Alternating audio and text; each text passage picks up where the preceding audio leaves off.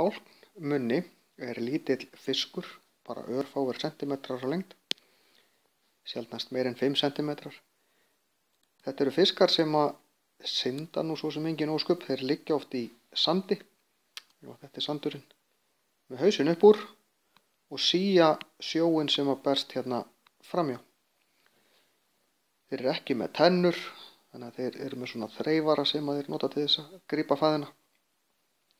En það sem að einkennandi fyrir tálknmunna að þeir eru seildýr en ekki hryggdýr.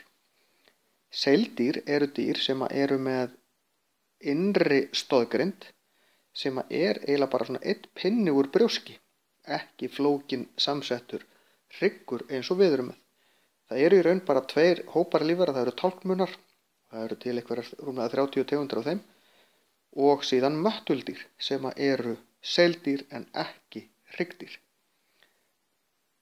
En í raun eru hryggdýr undir fylking af seildýrum, því að þetta eldri þróunarleg hönnun, og í seildýrum þá mænan óvarin, hún liggur ofan á seilinni en ekki innan í eins og hún gerir hjá hryggdýrum.